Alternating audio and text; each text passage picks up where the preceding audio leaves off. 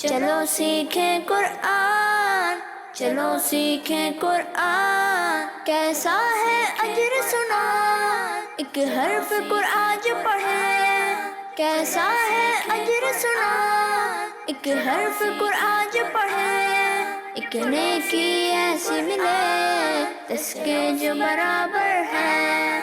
الحمدللہ رب العالمین والصلاة والسلام علی سید الانبیاء والمرسلین، اما بعد فاعوذ باللہ من الشیطان الرجیم، بسم اللہ الرحمن الرحیم۔ پڑھیے الصلاة والسلام علیکہ یا رسول اللہ، الصلاة والسلام علیکہ یا رسول اللہ، وعلی آلکہ و اصحابکہ یا حبیب اللہ، وعلی آلکہ واصحابکہ یا حبیب اللہ، الصلاة والسلام علیکہ یا نبی اللہ، الصلاة والسلام علیکہ یا نبی اللہ، وعلی آلکہ و اصحابکہ یا نور اللہ۔ وعلی آلکہ واصحابکہ یا نور اللہ۔ پیارے بچوں اور مدنی چینل کے ناظرین، ایک بار پھر اپنے پروگرام آئیں قرآن سیکھیں میں آپ کو خوش آمدید کہتے ہیں۔ اپنے پروگرام کی جانب بڑھنے سے پہلے آئیں حضور پاک صلی اللہ تعالیٰ علیہ وسلم پر درود پاک پڑھنے کی فضیلت سنتے ہیں۔ میرے آقا صلی اللہ تعالیٰ علیہ وسلم نے ارشاد فرمایا، تم اپنی مجلسوں کو مجھ پر درود پاک پڑھ کر آراستہ کرو کہ تمہارا مجھ پر درود پاک پڑھنا قیامت کے دن تمہارے لیے نور ہوگا۔ صلو علی الحبیب صلی اللہ تعالی علی محمد صلی اللہ علیہ وسلم۔ پیارے بچوں اور مدنی چینل کے ناظرین، آپ یہ بات جانتے ہیں کہ ہمارے اس پروگرام میں دو سیگمنٹس ہیں۔ ہمارے پہلے سیگمنٹ کا نام ہے تجوید، پھر اس کے بعد ہمارے اگلے سیگمنٹ کا نام ہے ذکر نعمت۔ اور مدنی چینل کے ناظرین یہ بھی آپ جانتے ہیں کہ اس پروگرام میں ہمارے ساتھ پیارے پیارے بچے بھی ہوتے ہیں، تو آئیں سب سے پہلے ان بچوں کا تعارف لیتے ہیں۔ جی بچوں، کیسے ہیں آپ سب؟ الحمدللہ رب العالمین لا کل حال۔ تو بچوں اب میں آپ سے آپ کے نام پوچھوں گا اور آپ سب باری باری مجھے اپنے نام بتائیں گے، ٹھیک ہے؟ جی بھائی، آپ اپنا نام بتائیے۔ محمد عمر رضا اتاری۔ محمد عمر رضا اتاری۔ اور آپ کا نام؟ محمد سلمان۔ محمد سلمان۔ اور آپ کا نام؟ محمد مدنی رضا اتاری۔ محمد مدنی رضا اتاری۔ آپ بھی اپنا نام بتائیے۔ محمد انس رضا اتاری۔ محمد انس رضا اتاری۔ ماشاء اللہ، سارے ہی بچوں کے بڑے اچھے اچھے نام ہیں۔ اللہ پاک آپ کو ان ناموں کی برکت عطا فرمائے۔ آپ کا نام؟ محمد ایان۔ محمد ایان۔ اور آپ کا نام؟ غلام مصطفیٰ۔ غلام مصطفیٰ۔ تو مدنی چینل کے ناظرین سب بچوں کا تعارف بھی ہو چکا، اب آگے بڑھتے ہیں اپنے پہلے سیگمنٹ کی جانب جس کا نام ہے تجوید۔ پیارے بچوں، تجوید کو سیکھنے سے پہلے آئیں ہم وہ دعا پڑھ لیتے ہیں جس کی برکت یہ ہے کہ اس دعا کو پڑھ کر جو بھی دینی سبق پڑھا جائے وہ یاد رہے گا۔ تو آپ سب میرے ساتھ مل کر یہ دعا پڑھیں گے نا؟ جی۔ مدنی چینل کے ناظرین آپ بھی ہمارے ساتھ اس دعا میں شامل رہیے۔ پڑھیے الصلاۃ والسلام علیکہ یا رسول اللہ، الصلاۃ والسلام علیکہ یا رسول اللہ، وعلی آلکہ و اصحابکہ یا حبیب اللہ، وعلی آلکہ واصحابکہ یا حبیب اللہ، اللہم افتح علینا اللہم افتح علینا حکمتک حکمتک وانشر علینا وانشر علینا رحمتک رحمتک یا ذا الجلال والاکرام۔ یا ذا الجلال والاکرام۔ الصلاۃ والسلام علیکہ یا نبی اللہ، الصلاۃ والسلام علیکہ یا نبی اللہ، وعلی آلکہ و اصحابکہ یا نور اللہ۔ وعلی آلکہ واصحابکہ یا نور اللہ۔ پیارے بچوں اور مدنی چینل کے ناظرین، جیسا کہ آپ جانتے ہیں کہ ہم اپنے اس سیگمنٹ میں قرآن پاک کی آیت کو درست طریقے سے پڑھنا سیکھتے ہیں، اور پچھلے پروگرامز کے اندر ہم سورہ کوثر مکمل کر چکے تھے۔ آج انشاءاللہ ہم سورہ کافرون کی ابتدا کریں گے۔ تو سورہ کافرون کی ابتدا کرنے سے پہلے آئیں اس کے بارے میں کچھ انفارمیشن معلومات حاصل کرتے ہیں۔ پیارے بچوں، سورہ کافرون مکہ مکرمہ میں نازل ہوئی، اور اس سورت میں ایک رکوع ہے۔ کتنے رکوع ہیں؟ ایک۔ اور اس میں 6 آیتیں ہیں۔ کتنی آیت ہیں؟ 6 آیات ہیں۔ اب اس سورت کو سورہ کافرون کیوں کہتے ہیں؟ تو اس کی وجہ یہ ہے کہ اس سورت کی پہلی آیت میں جیسا کہ آپ یہاں دیکھ سکتے ہیں کہ یہاں کافرون کا لفظ آیا ہے، اسی وجہ سے اس سورت کو سورہ کافرون کہتے ہیں۔ اب پیارے بچوں، آپ کو معلوم ہے کہ اس سورت کو پڑھنے کی کیا فضیلت ہے؟ میرے آقا صلی اللہ تعالیٰ علیہ وسلم نے فرمایا کہ جو شخص قل یا ایھا الکافرون کی تلاوت کرے تو گویا اس نے چوتھائی قرآن پاک کی تلاوت کی۔ تو آئیے بڑھتے ہیں آج کی آیت کی جانب۔ تو پہلے میں آپ کو یہ آیت پڑھ کر سناؤں گا اور اس کے بعد ہم یہ آیت پڑھنا سیکھیں گے۔ بسم اللہ الرحمن الرحیم، قل یا ایھا الکافرون۔ پیارے بچوں آج ہمارا سب سے پہلا حرف قاف کیا ہے؟ قاف ان حروف میں سے ہے جن کے درمیان فرق کرنا ضروری ہے. ایک حرف قاف اور دوسرا حرف کاف. جب ہم قاف کی ادائیگی کریں گے تو آپ کو یہ بات معلوم ہے کہ قاف حروف مستعلیہ میں سے ہے، یعنی ان حروف میں سے ہے جن کو موٹا پڑھنا ضروری ہے.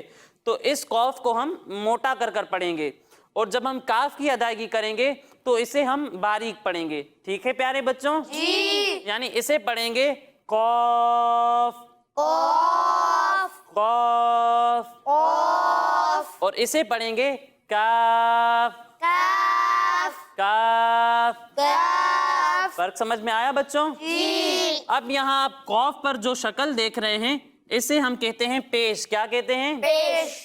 اور اس قاف پر جو آپ شکل دیکھ رہے ہیں اسے ہم کہتے ہیں زبر. کیا کہتے ہیں؟ زبر. اور اس قاف کے نیچے جو آپ شکل دیکھ رہے ہیں اسے ہم کہتے ہیں زیر. کیا کہتے ہیں؟ زیر. زبر زبر. زیر زیر. پیش. پیش. زبر زیر اور پیش کو ہم حرکات کہتے ہیں. کیا کہتے ہیں؟ حرکات. اور جس حرف پر کوئی حرکت ہو اسے ہم کہتے ہیں متحرک. کیا کہتے ہیں؟ متحرک. اب متحرک حرف کو ہم کس طرح پڑھیں گے تو اس کے بارے میں یہ ہے کہ متحرک حرف کو ہم بغیر کھینچے بغیر جھٹکا دیے پڑھیں گے. یعنی اسے پڑھیں گے قاف زبر قا، قاف زبر قا، قاف زیر قی، قاف زیر کی، قاف پیش قو. قاف پیش قو. اب اس کے بعد ہمارا اگلا حرف لام کیا ہے؟ لام. اور اس لام پر جو آپ چھوٹی سی دال دیکھ رہے ہیں اسے ہم کہتے ہیں جزم. کیا کہتے ہیں؟ جزم. اور جس حرف پر جزم ہو اسے ہم کہتے ہیں ساکن. کیا کہتے ہیں؟ ساکن. اب ساکن حرف کو ہم کس طرح پڑھیں گے تو اس کے بارے میں یہ ہے کہ ساکن حرف کو ہم اس سے پہلے والے متحرک حرف سے ملا کر پڑھیں گے.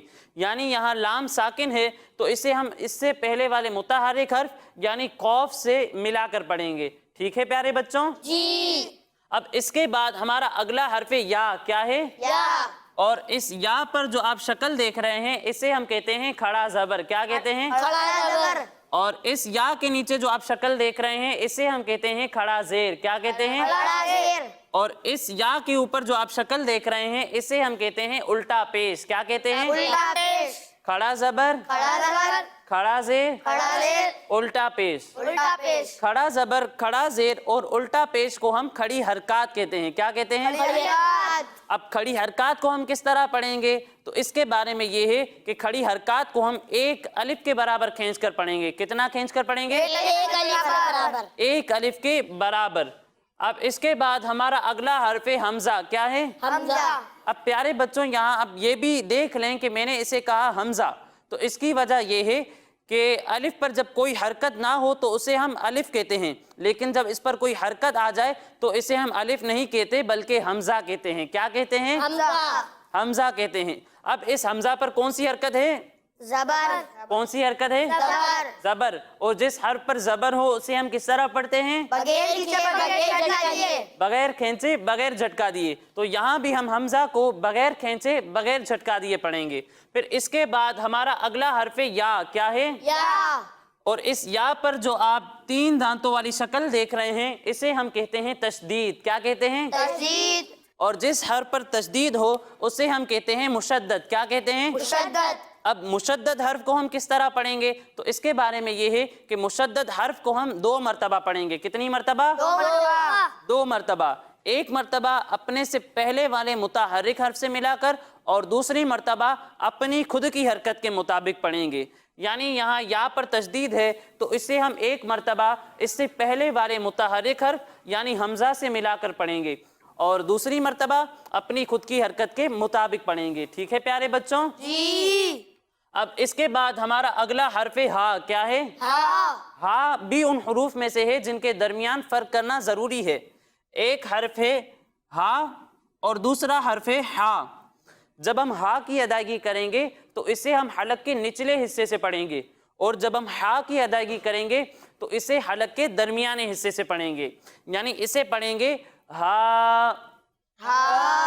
ہا ہا. اور اسے پڑھیں گے ہا ہا. ہا. ہا. فرق سمجھ میں آیا بچوں؟ جی. اب یہاں ہا پر آپ کون سی حرکت دیکھ رہے ہیں؟ زبر اب اس کے بعد آ رہا ہے الف. کیا آ رہا ہے؟ الف اب الف جو ہے یہ حروف مدہ میں سے ہے. کن میں سے ہے؟ حروف مدہ حروف مدہ میں سے. اب حروف مدہ 3 ہیں. کتنے ہیں؟ 3 الف، الف واو، واو یا.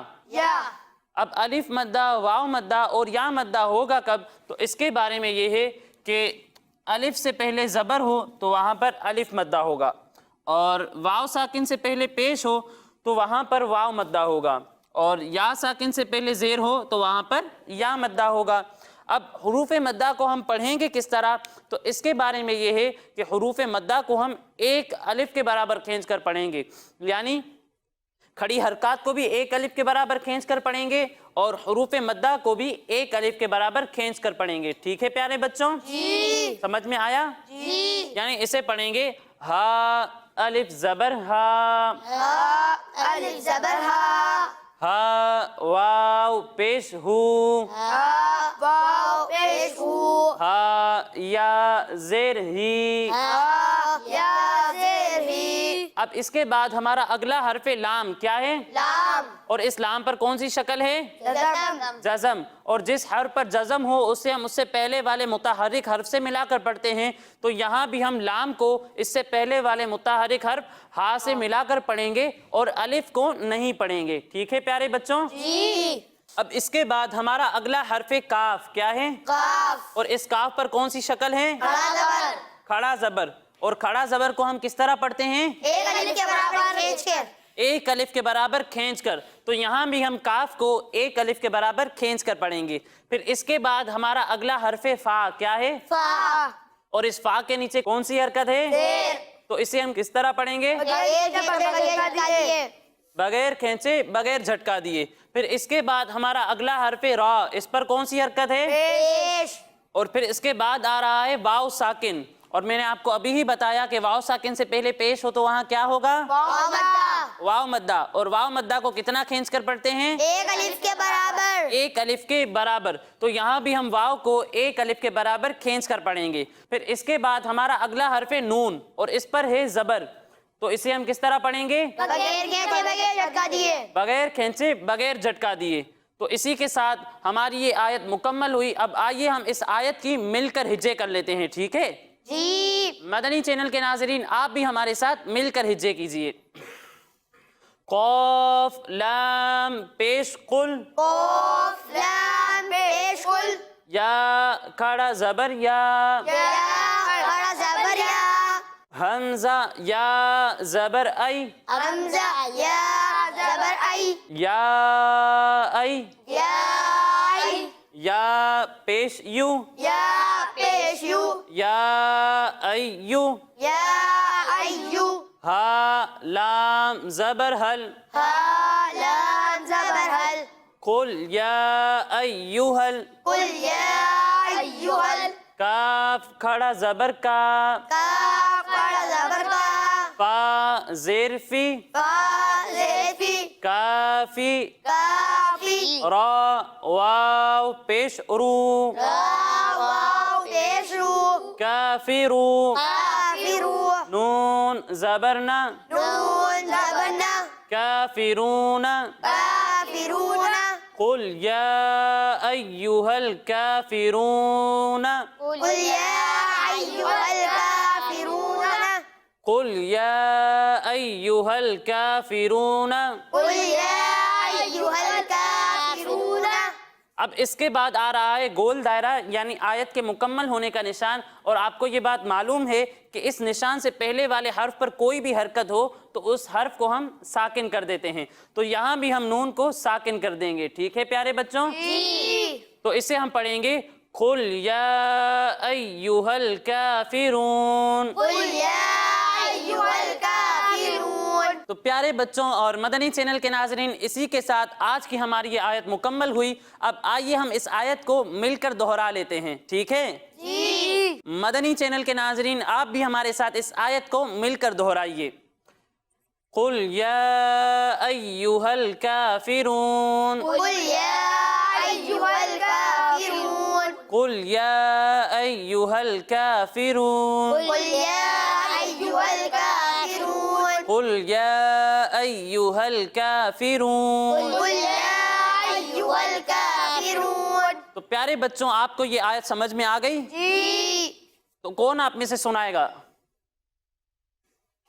جی محمد ایان بھائی آپ ذرا یہ آیت ہجے کے ساتھ پڑھ کر سنائیے. قاف لام پیش کل یا کھڑا زبر یا کل یا حمزہ یا زبر ای کل یا یا پیش یو کل یا ایو حالام زبر حل کل یا ایو حل کاف کھڑا زبر کا کل یا ایو حل کا فادر فی کل یا ایو حل کافی راواو پیش رو کل یا ایو حل کافرون نون زبرنا کل یا ایھا الکافرون آگے وقت کل یا ایھا الکافرون. سبحان اللہ. ماشاء اللہ بہت اچھی کوشش کی انہوں نے اس آیت کو پڑھنے کی، اور اسی کے ساتھ ہمارا یہ سیگمنٹ مکمل ہوا. اب اگلے سیگمنٹ کی جانب بڑھنے سے پہلے میں آپ کو بتاتا چلوں کہ ہمارے یہ تمام پروگرامز ہمارے اسکرین پر دیے ہوئے یوٹیوب چینل پر بھی اپلوڈ ہوتے ہیں. آپ ہمارے تمام پروگرامز اس چینل پر جا کر بھی دیکھ سکتے ہیں. اب آئیے بڑھتے ہیں اپنے اگلے سیگمنٹ کی جانب جس کا نام ہے ذکر نعمت. چلو سیکھیں قرآن، چلو سیکھیں قرآن. السلام علیکم ورحمۃ اللہ وبرکاتہ. میرا نام محمد ہلال رضا طاری ہے اور میں آپ کو اپنے سیگمنٹ ذکر نعمت میں خوش آمدید کہتا ہوں. پیارے بچوں، جیسا کہ آپ جانتے ہیں کہ اللہ تعالیٰ نے انسانوں کے فائدے کے لیے بے شمار نعمتیں عطا فرمائی ہیں جن سے نہ صرف ہم فائدہ اٹھا سکتے ہیں بلکہ تندرست و توانا بھی رہ سکتے ہیں. بچوں، آج ہم نے جس نعمت کا انتخاب کیا ہے وہ نہ صرف بہت بہترین ہے بلکہ بہت فائدہ مند بھی ہے. اس کا سب سے بڑا فائدہ یہ ہے کہ اس سے ہماری آنکھوں کی بینائی بہت اچھی اور تیز رہتی ہے. جی ہاں، آج ہم آپ کو گاجر کے بارے میں بتائیں گے. گاجر ایک سبزی نما پھل ہے.